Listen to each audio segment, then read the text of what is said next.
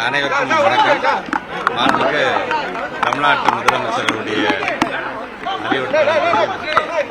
மாண்புமிகு துணை முதலமைச்சருடைய வழிகாட்டுதல்படியும் பள்ளிக்கல்வித்துறை சார்பாக மகிழ்முற்றம் என்கின்ற ஒரு திட்டத்தை தொடங்கியிருக்கின்றோம். இப்போ பார்த்தீங்கன்னா இந்த தனியார் பள்ளிகள் தான் இந்த ஹவுஸ் சிஸ்டம்ஸ் இருக்கும், கலர்ஸ் வச்சிருப்பாங்க, ஒரு தேசிய தலைவருடைய பெயரை வைத்திருப்பார்கள். இன்றைக்கு நாம அதே போன்ற ஒரு நிலையை இன்றைக்கு நம்முடைய அரசு பள்ளியை சார்ந்த ஒரு ஹவுஸ் சிஸ்டம் நம்ம கொண்டு வர வேண்டும். அதான் அது குறிஞ்சி, நெய்தல், மருதம், முல்லை, பாலை என்கின்ற அளவுக்கு ஒரு 5 விதமான ஹவுசஸ். அந்த ஒவ்வொரு பள்ளிக்கூடத்துக்கு தகுந்தப்ப அவங்க ஸ்ட்ரென்த்து தகுந்த 5 ஹவுசஸாக இருக்கலாம், 4 ஹவுசஸாக இருக்கலாம். அது அவங்க சார்ந்து அவங்க முடிவெடுத்துக்குவாங்க. இன்றைக்கு நம்முடைய இங்கே இருக்கின்ற ஆயிரவனுக்கு தொகுதியை சார்ந்திருக்கின்ற பள்ளிக்கூடத்தில் இன்றைக்கு இந்த நிகழ்வை நாங்கள் தொடங்கியிருக்கின்றோம். ஸோ இனி எங்களுடைய அரசு பள்ளியை சார்ந்திருக்கின்ற பிள்ளைகளுக்கும் ஹவுஸ் சிஸ்டம் மூலமாக ஒரு கிளாஸ் லீடரை தேர்ந்தெடுக்கிறதுலேருந்து சரி, இப்போ எங்களுடைய அரசு செயலில் சொன்னபோது ஒரு தேர்தல் மாதிரியே வைத்து ஒரு கிளாஸ் லீடர் தேர்ந்தெடுக்கிறது, அப்புறம் அதுக்கு ஹவுஸ் கேப்டன்ஸ் தேர்ந்தெடுக்கிறது, ஸோ இவங்களுக்கு சூப்பர்வைஸ் பண்ணுறதுக்கு ஒரு டீச்சர்ஸ், தலைமை ஆசிரியர் தலைமையில் ஒரு குழு அமைப்பது. ஸோ இதெல்லாம் சேர்ந்து அந்த பிள்ளைகளுக்கு தேவையான ஒரு எக்ஸ்ட்ரா கரிக்குலராக அந்த பிள்ளைகளுக்கு இருக்கக்கூடிய அதை கொண்டு வரணும் அப்படிங்கிறதுக்கான ஒரு முயற்சி தான் இது. இதில் எல்லாமே வரும். பிள்ளைங்களோட டிசிப்ளின் சார்ந்தும் இருக்கணும், அவங்களுடைய தனித்திறமை, இப்போ கலை பண்பாட்டு கொண்டாடணும், அதில் எப்படி இந்த பிள்ளைங்களை நம்ம வந்து ஈடுபடுத்தலாம்ங்கிற வரைக்கும் பொதுவாக அந்த டீச்சர்ஸ் வந்து யார் யாரெல்லாம் கலந்துக்கிறீங்க அப்படின்னு சொல்றதெல்லாம் காட்டி இதெல்லாம் தாண்டி நீங்கள் ஹவுஸ் சிஸ்டம் மூலமாக அந்த ஹவுஸ் கேப்டன்ஸ் பார்த்தீங்கன்னா ஒவ்வொருத்தரும் அந்த பொறுப்பை ஏற்றுக்கொண்டு இன்னைக்கு அது மிக சந்தோஷமான நவம்பர் 14 அன்னைக்கு இதுக்கான தேர்தலாம் நடந்து முடிஞ்சிச்சு. இன்றைக்கு உலக குழந்தைகள் தினத்தன்று இன்றைக்கு இதை நாங்கள் செயல்படுத்தியிருக்கின்றோம். கிட்டத்தட்ட 37,000 பள்ளிக்கூடம் இருக்கிறாங்க. 30,000க்கும் மேற்பட்டிருக்கிற பள்ளிக்கூடத்தில் இதை நாங்கள் அமைச்சிட்டோம். நாங்கள் ஒவ்வொரு ஹவுஸுக்கும் ஒரு டீச்சர்ஸ் வந்து அவங்க பொறுப்பாக இருப்பார்கள். இந்த ஹவுஸ் வந்து கிட்டத்தட்ட ஒரு 2 வருடத்திற்கு வந்து ஆக்டிவாக இருக்கும். அதன் பிறகு புதிதாக ஹவுசஸ் வந்து அது ரீஷப்பிள் பண்ணுவோம் நாங்கள். ஸோ இப்படி வரும்பொழுது குழந்தைகளுக்கான இப்போ நீங்கள் பல நேரங்களில் வந்து இந்த குழந்தைகள் ஒவ்வொருத்தரும் வந்து ஒரு ஒற்றுமையோடு இருக்க வேண்டும், வேற்றுமையெல்லாம் கலைந்து அனைவரும் இந்த பள்ளிக்கூடத்தில் இந்த ஹவுஸை சார்ந்தவங்க நாங்கள் அப்படின்னு ஒரு எண்ணத்தை வழங்க வேண்டும் என்கிற உளவியல் ரீதியாக அனைவரையும் சமம் என்கின்ற அந்த எண்ணத்தை குழந்தைகளோட மத்தியில், அதுவும் பள்ளிக்கூட குழந்தைகள் மத்தியில் அதை விதைக்க வேண்டும் என்கின்ற எண்ணத்தில் தான் இன்றைக்கு இந்த மகிழ் முற்றம் என்கின்ற இந்த முயற்சியை நாங்கள் எடுத்திருக்கின்றோம். பத்திரிகைத்துறை, ஊடகத்துறை சார்ந்த நண்பர்கள் இதை முழுமையாக மக்களிடம் நீங்கள் கொண்டு செல்கின்ற பணியில் நீங்கள் ஈடுபட்டுக் கொள்ள வேண்டும். அரசு பள்ளிகள் சார்ந்து ஏதாச்சும் சின்ன சின்ன பிரச்சனைகள் வருகிறது என்று சொன்னால் அது வெறும்னா அறிவுரை மட்டும் சொன்னால் பத்தாது. அறிவுரையும் தேவைதான், அவர்களுக்கு தேவையான கவுன்சிலிங் தேவைதான்.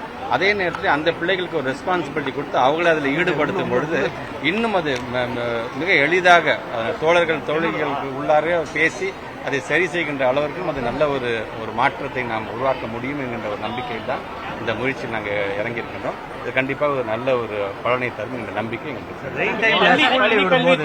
முதல்ல வாழ்த்துக்கள்.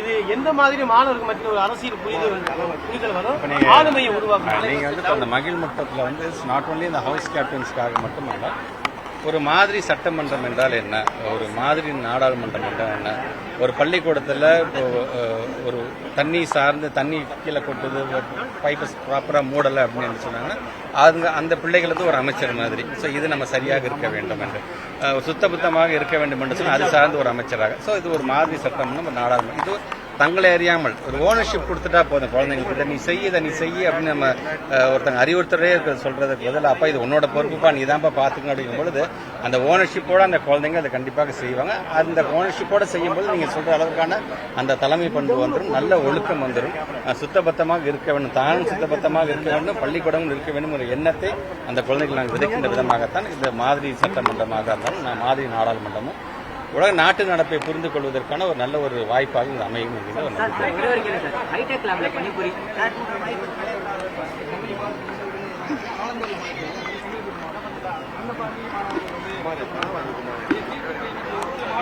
இல்ல இப்ப இந்த மழை காலத்தை பொறுத்த வரைக்கும் நான் தெளிவாகவே சொல்லிட்டேன். இது வந்து ஒவ்வொரு மாவட்ட ஆட்சித்தலைவர்கள் அவங்களுக்கு இருக்கக்கூடிய நமக்கு டிபார்ட்மெண்ட் மூலமா வரக்கூடிய அறிவுறுத்தலின்படி இன்னைக்கு நம்ம மாவட்டத்தில் மழை வருதான்னு சொன்னால் முன்கூட்டியே சொல்லணும்னு நான் சொல்லியிருக்கேன். எய்தர் முதல் நாள் இரவே நீங்கள் வந்து இதுக்கான டிக்ளரேஷன் கொடுத்துருங்க. காலம்புற பிள்ளைங்க கிளம்பி வந்து பாதியில் திரும்பமாக இருக்கக்கூடாது.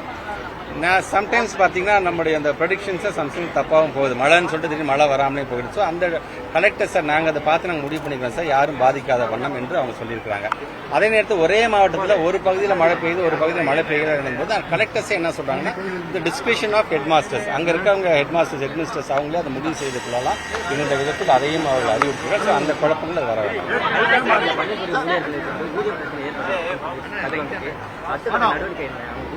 இல்லை, இப்போ அது ப்ராப்பராக கொடுக்க ஆரம்பிச்சிட்டாங்க. அது இப்போ நீங்கள் இப்போ சொன்ன இதே மாதிரி செய்தி எனக்கு உங்கள் மூலமாக வரல, பட் வாட்ஸ்அப்பில் எங்களுக்கு வந்தபோது உடனடியாக எங்கள் செக்ரட்டரி நாங்கள் கேட்டோம் சார், ஏற்கனவே பணம் நம்ம ரிலீஸ் பண்ணியாச்சு சார், அந்தந்த ஹெட்டுக்கு போகும்போது அதை பிரித்து கொடுக்கறதுக்கு அந்த டைமே தான் தவிர யாருக்கும் அந்த காலதாமதம் ஏற்படாது சார் சொல்லுவோம்.